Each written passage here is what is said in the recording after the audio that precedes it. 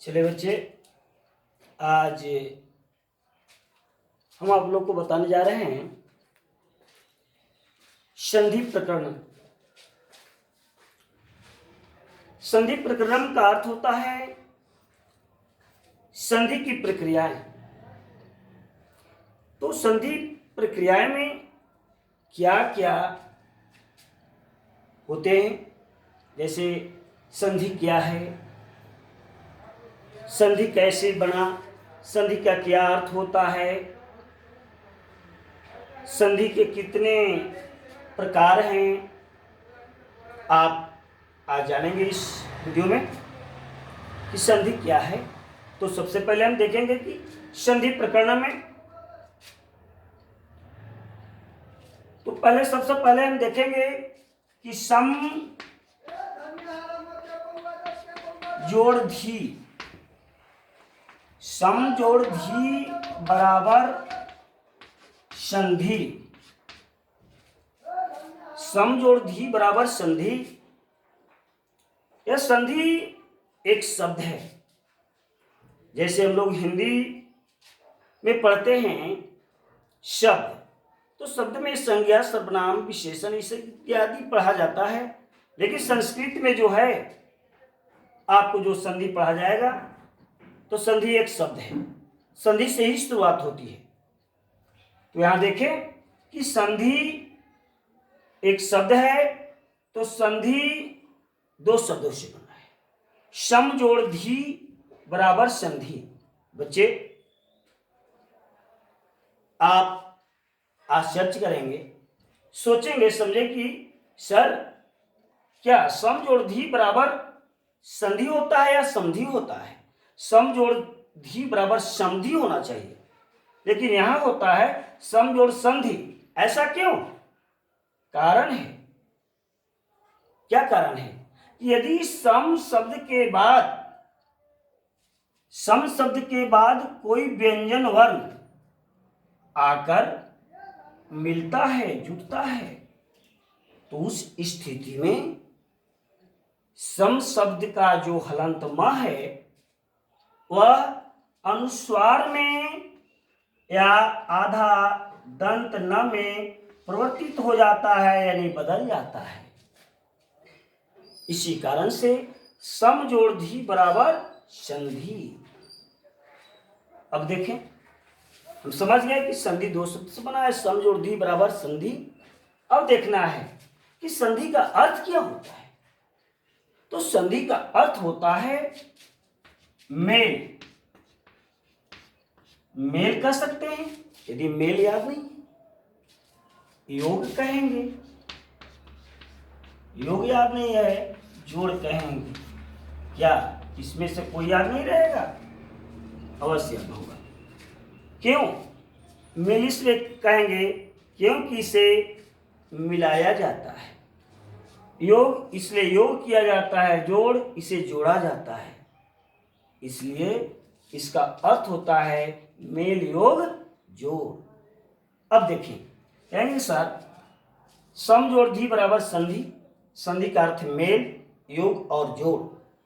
अब देखो बच्चे, कहने का मतलब है कि हम जानते हैं कि नाता में समधि और शब्द में संधि, ये दोनों की प्रक्रिया समान होती है। कहते हैं यदि दो अनजान व्यक्ति, कहने का मतलब है दो अनजान व्यक्ति, कहने का मतलब कि लड़की का बाप और लड़के का बाप, यदि जिस दिन मंडप में मिलन कर लेते हैं उस दिन से संधि बन जाते हैं। कहने का मतलब समझना है, यदि आपके यहाँ, आपके घर के यहाँ, यदि आपके बहन को या किसी को देखने के लिए कोई आते हैं, कुटुंब आते हैं, तो आते हैं तो लोग आपके पिताजी कहते हैं, ये आपके भाई कहते हैं कि कौन आया आपके यहाँ? तो ये फला जगह के फला सिंह आए। ठीक, और जब ही यही संधि हो जाती है, यदि वही संबंध जुट जाता है, तो जब मंडप में मिल हो जाता है, शादी ब्याह हो जाती है, तो उस समय फिर क्या कहता, पूछा जाता है बाद में, ये बताओ कि कोई गांव वाले पूछते हैं, अरे भाई साहब आप कहीं कोई अनजान व्यक्ति आया है, कौन थे? तो लोग कह देते हैं कि अरे वो हमारे बड़का समधी थे। क्यों? मेल होने के कारण। तो इसलिए नाता में समधी और शब्द में वही संधि। संधि वर्ण है। जब वर्णों का मेल हो जाता है, वर्ण मिल जाता है, तो एक शब्द का निर्माण करता है। तो ही बात है। तो आप समझ गए? तो अब देखें अब क्या है, सम जोड़ दी पर। अब यहाँ तक तो आप ठीक है, यहाँ तक समझे। अब यहाँ देखना है संधि किसे कहते हैं। तो संधि देखना है कि संधि की संस्कृत में परिभाषा हम दे सकते हैं कि वर्णानाम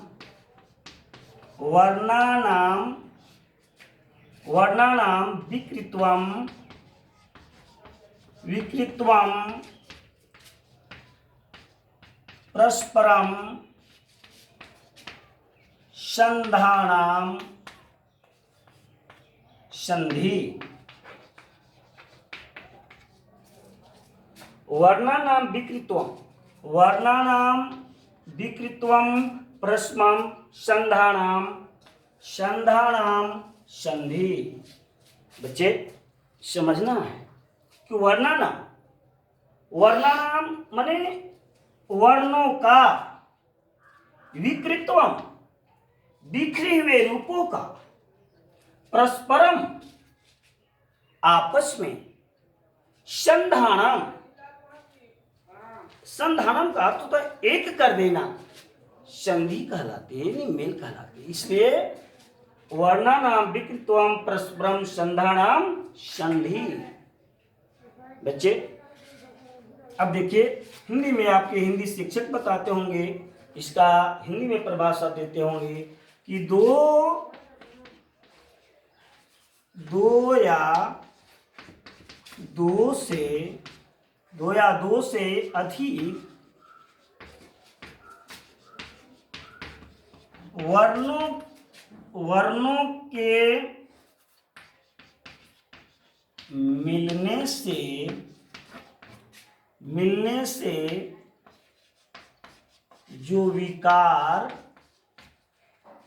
जो विकार अथवा परिवर्तन होता है उसे संधि कहते हैं।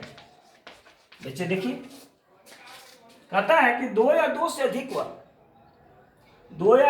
अधिक वर्णों के मिलने से जो विकार अथवा परिवर्तन होता है, दो बार हो गया, मिलने से जो विकार अथवा परिवर्तन होता है उसे संधि कहते हैं। कहने का अर्थ हुआ कि कहता कि दो या दो से अधिक वर्ण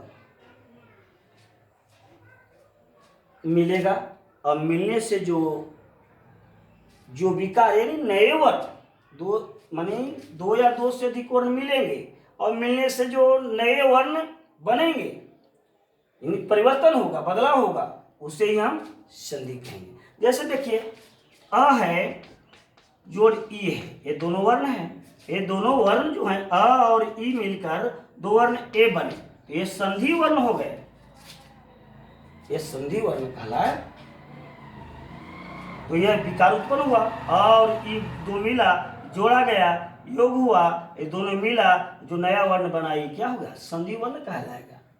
इसलिए संधि वर्ण, जब वर्णों का जब संधि हो जाएगा, वर्ण जब मिल जाएगा, तो शब्द का भी संधि हो जाएगी। जब वो कहा गया है, सोचिए कि वर्णों के मिलने से जो विकार उत्पन्न हुआ, तो अब पढ़े होंगे आप वर्ण किसे कहते हैं, तो आप जानते होंगे कि क्या है, स्वर वर्ण, व्यंजन वर्ण इत्यादि, सबको आपको ख्याल रखना होगा, उसके बाद ही यह काम होता है ना।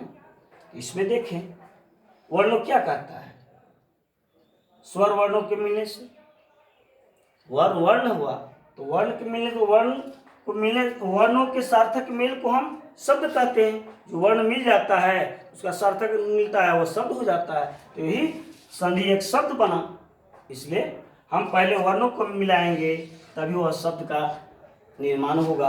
अब संधि वर्ण करेंगे तो कैसे करेंगे, तो देखेंगे कि देव जोड़, इसी बता रहे हैं, देव जोड़ इंद्र, इसी वर्ण को बता रहे हैं। देव जोड़ इंद्र, यहाँ हमने वर्णों का संधि किया, लेकिन यहाँ हमने शब्दों का संधि करा है। तो यहाँ देखेंगे कि देव जोड़ इंद्र हुआ, तो इसमें देखेंगे क्या करेंगे, देव जोड़ इंद्र बराबर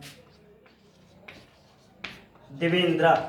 लेकिन आप इसमें आप कंफर्म हो रहे हैं? नहीं, आप कंफ्यूजन में हैं, संकोच में पड़ते हैं कि कैसे हुआ। तो क्या होता है कि ये जो नियम आपको हम लागू करेंगे, जो आपको जितने भी स्वर संधि के नियम होंगे, तो स्वर संधि के नियम में जो हमें नियम करेंगे, तो अलग अलग संधियों का अलग अलग नियम होती है, उस नियम को आप समझेंगे तभी वह बनेगी। जिस तरह आप गणित को है, गणित में पढ़ते हैं, सूत्र बताते हैं, सूत्र का अलग अलग क्या है, किस तरह से मैथ में डील करते हैं, उसी तरह अलग अलग सूत्र होता है। इसी तरह आप संधि प्रकरण में चल रहे हैं, तो आप देखेंगे स्वर संधि में, तो पहले इस संधि का प्रक्रिया हमने बताया है। क्यों? क्यों? आपकी आसानी से समझने के लिए, थोड़ा समझें। तो आप देखें, यही आपको समझना होगा कि पहले शब्द का अंतिम वर्ण और दूसरे शब्द का प्रथम वर्ण की संधि होती है। वो भी संधि, किसी भी शब्द को आप संधि विच्छेद करते हैं या किसी को संधि करते हैं, विच्छेद हम आगे बताएंगे, लेकिन अब संधि करते हैं, इस तरफ दिया हुआ रहेगा, आप संधि करना होगा। तो सबसे पहले आप देखना होगा कि पहले शब्द का अंतिम वर्ण और दूसरे शब्द का प्रथम वर्ण, यदि यही इन्हीं दोनों वर्णों की ही संधि होती है। अरे भाई, सभी तो शब्द में वर्ण ही है, लेकिन वैसा नहीं होता। ये देखना होगा कि किसी शब्द को हमको संधि करना है, तो उसको जो आपका विच्छेद है, उस संधि का अंतिम वर्ण और दूसरे शब्द का प्रथम वर्ण की ही मेल करना होता है, तब वह जाकर एक शब्द का निर्माण करता है। जैसे देखें, देव जोड़ इंद्र, तो अब क्या बना, देवेंद्र बना। तो कैसे बना, तो देखेंगे, देव, व में अ उच्चारण करें, देव, व में अंतिम वर्ण क्या है, नहीं समझ में आ रहा है, तो फिर देखें, वह जब इसको न समझ कि अ कैसे आया, तो आप इसको क्या कर सकते हैं, इसको वर्ण विभाजन भी कर सकते हैं। जैसे देव है, देव का वर्ण विभाजन करते हैं, तो हलांत द जोड़ ए जोड़ हलांत व जोड़ आ, अंतिम वर्ण क्या, देव शब्द का अंतिम वर्ण क्या, आया, इसलिए अ है। समझ में आई? अब देखिए, प्रथम वर्ण इसमें इंद्र है, इसलिए ई आया, तो अ जोड़ ई बराबर ए। अ जोड़ ई बराबर ए जब हो जाता है, अब ये देखना है कि अ जोड़ ई बराबर ए होता है, तो ये कैसे कहाँ जुटेगा। तो यह जुड़ता है जहां, वो देखना है कि जहां त्रुटि रहती है, जिन शब्दों में त्रुटि रहती है वहीं यह जुड़ती है। जैसे भाई देखो बच्चों, क्या है, यदि मान लिया कि हमारे गाड़ी दाऊद नगर से, अभी तो लॉकडाउन है, इसमें तो गाड़ी चल रही है, लेकिन फिर भी मैं बताना चाह रहा हूँ कि लॉकडाउन में जो गाड़ी नहीं चल रही है, फिर भी मैं बताना चाह रहा हूँ कि यदि मान लिया जाए कि यह दाऊद नगर से गाड़ी चलकर पचरुखिया जा रही है और बीच में ही रेपुरा यह गाड़ी पलट जा रही है, एक्सीडेंट करके उलट गई, तो इसमें तो बहुत से लोग सवार हैं। तो कुछ सवार जो है ऊपर वाले बैठे हुए थे, वह कूद गए, कुछ इसमें चप गए, कुछ इसमें मर गए। तो लोग क्या होता, दौड़ते हैं लोग, तो दौड़ते हैं तो देखते हैं भाई कि क्या है, देखते हैं भाई, बचाने के लिए सभी दौड़ते हैं। यही बात है यहाँ, यह जो व्यक्ति क्या होता है कि जो व्यक्ति कूद कर उतरा, कुछ गांव वाले आए, लोग पड़ोस के दौड़े, तो वो क्या करते हैं, देखते हैं, बचाने की कोशिश करते हैं, देखते हैं कि गाड़ी उल्टी हुई, तो क्या करता है कि वो क्या करता है, देखता है कि अरे गाड़ी में है, तो इसने निकाला। जो व्यक्ति मृत हो जाती, मर जाती है, जो व्यक्ति मरे हुए रहते हैं उसको निकाल कर बाहर रख देते हैं, और जो घायल रहते हैं उनको निकाल कर दाऊद नगर हॉस्पिटल, पटना इत्यादि जगह जगह पर उनको प्रयास रहते हैं कि इसको जियाने के लिए ये हॉस्पिटल भेजते हैं। तो घायल व्यक्ति के लिए परेशान रहते हैं, मृत व्यक्ति को परेशान है। यही बात इसका है। यह जो है मरा हुआ है, समझो, यही सिंगल है और इसमें 2 वर्ण है, मिला हुआ है, इसलिए घायल था। इसमें से अ निकलने के कारण यह घायल रह गया। अ निकला तो आधा हुआ बच गया, हलंत हुआ बचा, इसलिए अ निकला, इसलिए ये दोनों मिला। जो घायल व्यक्ति यहाँ मदद किया, उसी तरह ये जो व्यक्ति तो आता है वह वर्ण जो घायल रहता है उसको मदद करता है, इसलिए हलंत व में ए जुटा तो यह बन गया वे, बन सकता है, बना, बनने के कारण इसलिए अब बन गया।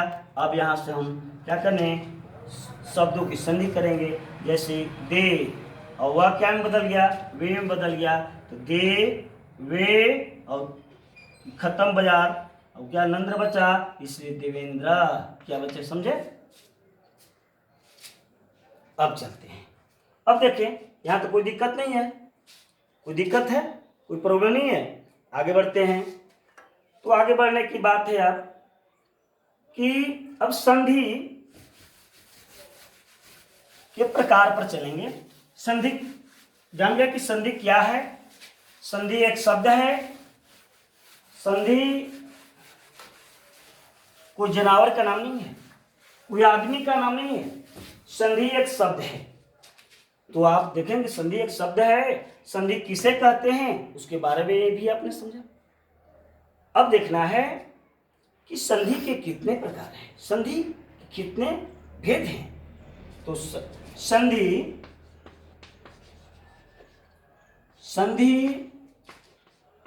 त्रयः भेदानि सन्ति। बच्चे, संधि त्रयः भेदानि सन्ति, इसका अर्थ होता है कि संधि के 3 भेद हैं। प्रश्न पूछ सकता है कि संधि कति भेदानि सन्ति, माने संधि के कितने भेद हैं, कति माने कितने, लेकिन यहाँ हमने डायरेक्ट चला कि संधि त्रय भेदानि सन्ति, संधि के 3 भेद हैं। यदि पूछता है कि संधि कति भेदानि भवन्ति, संधि कति भेदानि भवन्ति, तो आपको बताना होगा कि संधि त्रयः भेदानि भवन्ति, इसका अर्थ अलग हो जाता है।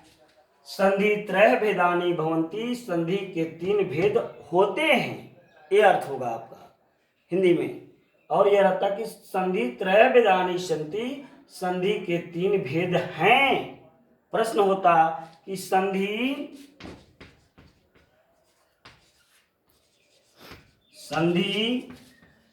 कति भेदानि भवन्ति, ये आपका इसका प्रश्न होगा। रहता कि संधि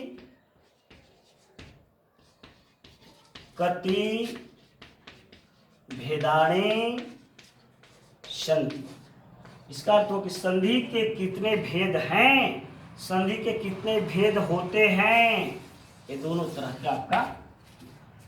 तो अब हम चलेंगे कि संधि कति भेदानि सन्ति, संधि के कितने भेद हैं, संधि के कितने भेद हैं, संधि के कितने भेद होते हैं, तो इस पर चलेंगे हम।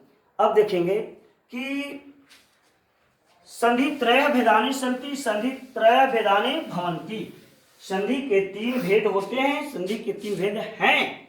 तो इसमें कौन कौन है, इस पर देखना होगा। तो पहला आपका आएगा कि स्वर संधि, जिसको हम संस्कृत में कहते हैं अच संधि, अच संधि। दूसरा है व्यंजन संधि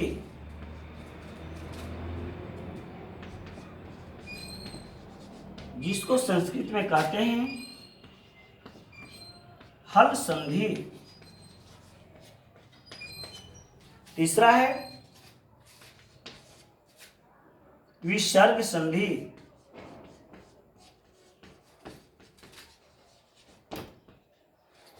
जिसको संस्कृत में भी कहते हैं विसर्ग संधि। अच्छे ध्यान दें, ये आपका स्वर संधि को संस्कृत में अर्थ संधि कहते हैं, व्यंजन संधि को हल संधि कहते हैं और विसर्ग संधि को विसर्ग संधि।